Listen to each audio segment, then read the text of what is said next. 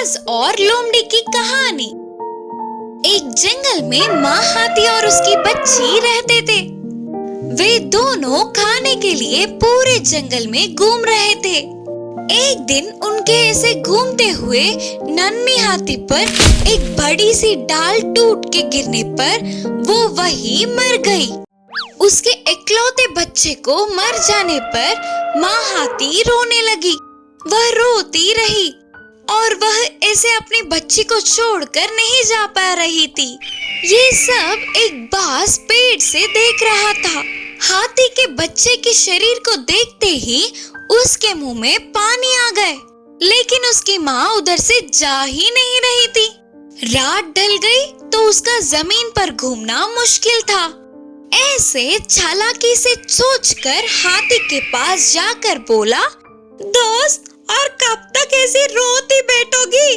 रात हो गई तो सारे भूत यहाँ पहुँच जाएंगे, इसीलिए तुरंत ये जगह छोड़कर चली जाओ, यही तुम्हारे लिए अच्छा होगा।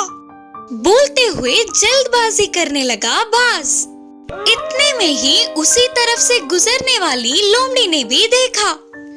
उधर मरे पड़े हाथी की बच्ची को देखते ही उसके मुंह में भी पानी आ गए, लेकिन उससे पहले ही उस शरीर के लिए बाज का इंतजार करना उसे अच्छा नहीं लगा।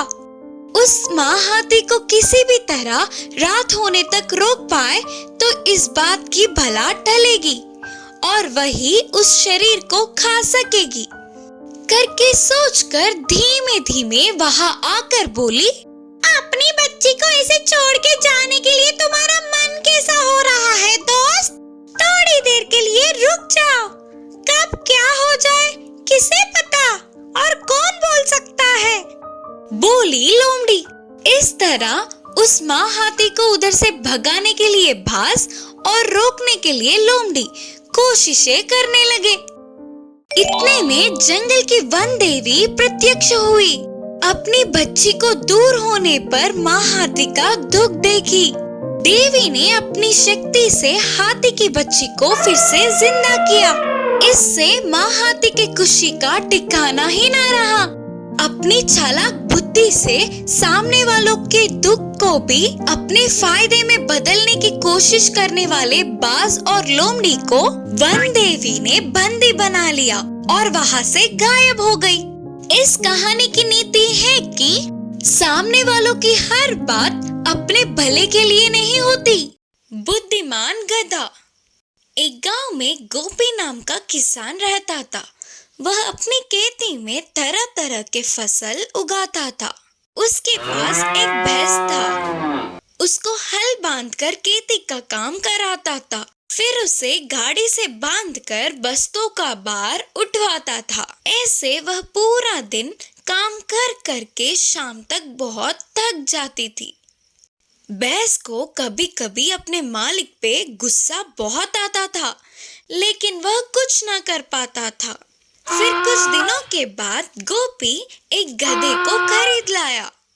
भैंस के पास ही उसे बांधे रखने पर उससे परिचय बढ़ाकर गधा उधर की कब्रें जाना चाहती थी। ऐसे धीमे धीमे उससे बातें बढ़ाने लगी। मालिक तुम्हारा अच्छे से ध्यान रख रहा है ना? करके गधे ने भैंस से पूछा। भैंस ने गधे को अपनी सारी कष्टों का वर्णन किया। पूरी बात सुनकर गधे ने कहा, माना तुम्हें अपना काम कम होने के लिए एक उपाय दूंगा, सुनोगी क्या? इसी बात की इंतजार में रहने वाला भैंस जल्दी से उपाय बताने को कहा। तुम ना घास चरना पानी पीना छोड़ के बीमार होने का नाटक करो, तब हमारे मालिक तुमसे कोई भी काम नहीं करा पाएंगे। बोलकर गधे ने सलाह दिया। उसके अगले दिन से ही भैंस ने ना ही कुछ खाया पिया, वह अपनी जगह से उठा तक नहीं।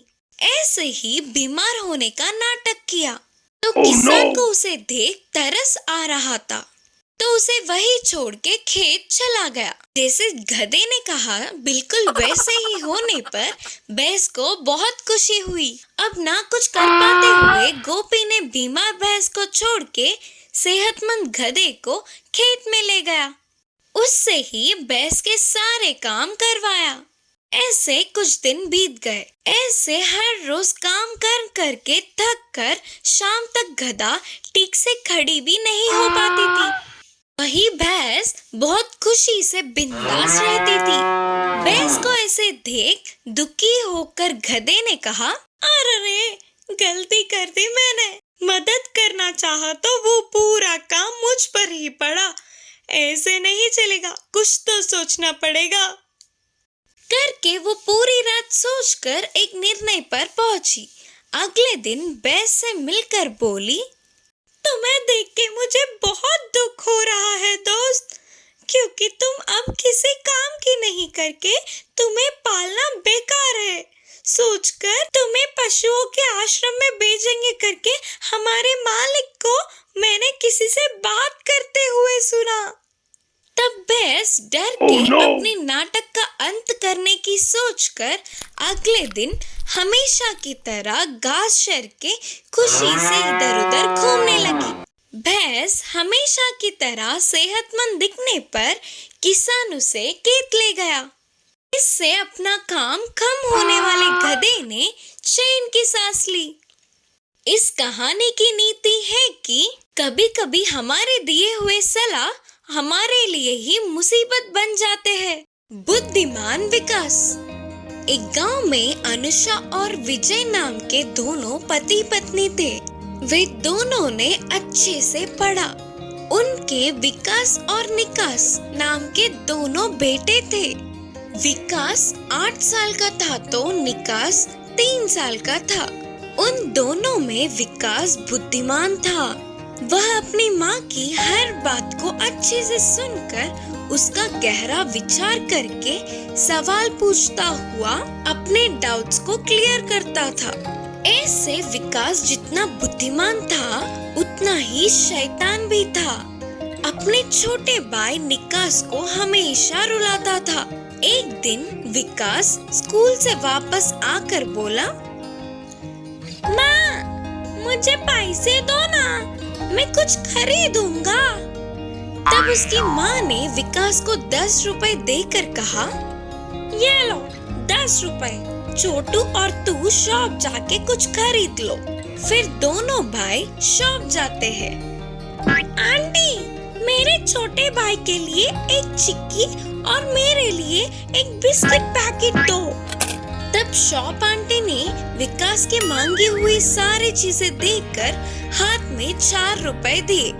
अरे, और 4 रुपए बच गए, मैं इनसे और क्या खरीदूं? आंटी, इन 4 रुपयों से 2 मिठाई दे दो, करके बोलकर उन्हें लेकर बाहर आके, छोटू तू ना चिक्की खा। ठीक है भैया, बोलकर निकास उस चिक्की को धीमे धीमे चाटते हुए थोड़ा थोड़ा चबाकर खा रहा था। ये सब उनकी माँ घर से देख रही थी। ऐसे निकास की चिक्की कितनी देर खाने पर भी खत्म ही नहीं होती। इतने में विकास बिस्किट पैकेट के सारे बिस्किट्स खा लेता और मिठाई भी एक खाकर बस दूसरा खाने ही वाला था। ये क्या विकास, अपने छोटे भाई को 1 रुपया दिलाकर तूने सारे रुपए खरीद लिए? ये गलत बात है ना? माँ, छोटू को ब्लड नहीं है करके डॉक्टर ने कहा था ना, और चिक्की खाने से तो ब्लड आता है, इसीलिए छोटू को मैंने चिक्की दिलाया। बोलकर विकास ने अपनी बुद्धि से जवाब दिया। विकास के इस जवाब से उसकी माँ को पहले गुस्सा आने पर भी मन में विकास को पाठ पढ़ाना ही होगा करके निर्णय किया। एक दिन अनुषा गुड़ की मिठाई बना रही थी। तब उस स्वादिष्ट खुशबू को पहचानने वाले विकास और निकास, माँ मुझे दो, मुझे दो, माँ मुझे दो मिठाई, माँ मुझे दो मिठाई। रुको रुको, गरम है, हॉल में जाकर बैठो, मैं प्लेट में डालकर लाती हूँ। चलो रे छोटू, हम जाकर बैठते हैं, माँ ले आएंगी ना हमारे लिए। करके बोलकर अपने छोटे भाई को लेकर हॉल में बैठे इंतजार कर रहे थे। थोड़ी देर बाद उनकी माँ दोनों प्लेटों में मिठाइयाँ रखकर लाई। तो विकास अपने आप को रोक न पाते हुए विकास अपने प्लेट को लेकर देखा तो उसके प्लेट में बस एक ही मिठाई थी। वही उसके छोटू का प्लेट मिठाइयों से भरा था। माँ! यह देख विकास गुस्से से अपनी माँ से कहा, क्या हुआ मेरे बच्चे? फिर विकास ने गुस्से से कहा, माँ, क्यों आपने छोटू को इतने सारे मिठाई दिए और मुझे बस एक ही दिया? हाँ बेटा, छोटू को ब्लड नहीं है ना, और गुड़ खाने से ब्लड आता है, इसीलिए छोटू को इतने सारे मिठाई करके जवाब दिया। तब विकास को अपनी गलती का एहसास हुआ और विकास अपने मन ही मन सोच रहा था कि अरे रे, अगर मैं छोटू को एक बराबर दिलाता तो मुझे भी मिठाई उसके बराबर मिलती। सही है ना माँ?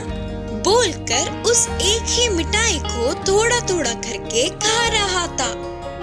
इस कहानी की सीख है कि हम अपने सामने वालों को एक बराबर समझेंगे तो हमें भी बराबर का हक मिलेगा। लोमड़ी और चील की दोस्ती। एक जंगल में लोमड़ी और चील की बहुत अच्छी दोस्ती थी। चील एक पेड़ पर अपना घोंसला बनाकर रहती थी। उसी पेड़ के नीचे लोमड़ी भी रहती थी। कुछ दिन बाद लोमड़ी को एक बच्चा हुआ। वो बहुत खुश थी और चील को अपने बच्चे को दिखाकर कहने लगी, चील बहन, देखो तो मेरा बच्चा कितना प्यारा है, कितना खूबसूरत है ये। हाँ हाँ, बहुत खूबसूरत है। मैं इसके लिए कुछ खाने को लेकर आती हूँ, क्या तुम तब तक इसका ख्याल रखोगी? हाँ हाँ, ठीक है, तुम जाओ, मैं हूँ इसके पास। जैसे ही लोमड़ी वहां से गई, चील एक झपटे में अपने बच्चों के साथ मिलकर उसके बच्चे को खा गई। कुछ देर बाद जब लोमड़ी वापस आई तो बच्चे को ना देखकर वो चील से पूछने लगी, बहन, मेरा बच्चा कहाँ है? मैंने आपको इसका ख्याल रखने के लिए कहा था ना। मुझे क्या पता? लोमड़ी को समझ आ गया था कि इसी चील ने उसके बच्चे को खा लिया है, पर वो उसके बारे में कुछ नहीं कर सकती थी और वो चुपचाप रोने लगी। कुछ दिन बाद वहाँ पास ही के कुछ गांव से कुछ लोग एक बकरे को भून रहे थे। ऊपर से चील ने उसको देखा और एक टुकड़ा अपने मुंह में पकड़कर अपने बच्चों के लिए वो ले आई। पर उसने ये नहीं देखा था कि उस टुकड़े पर थोड़ी सी आग लगी है। उसका घोंसला सूखे तिनकों का होने के कारण थोड़ी सी ही आग से जल गया। बहुत कोशिश करने पर भी वो कुछ ना कर पाई। बच्चे जो अभी उड़ भी नहीं सकते थे, नीचे गिर गए। जैसे ही लोमड़ी ने उनको देखा, उसने तुरंत उनको खा लिया। अपने आंखों के सामने अपने बच्चे को मरता देखकर चील रोने लगी और अफसोस करने लगी। अगर उस दिन मैंने उसके बच्चे को नहीं खाया होता तो आज मेरे बच्चों को भी वो नहीं खाती और वो बच जाते।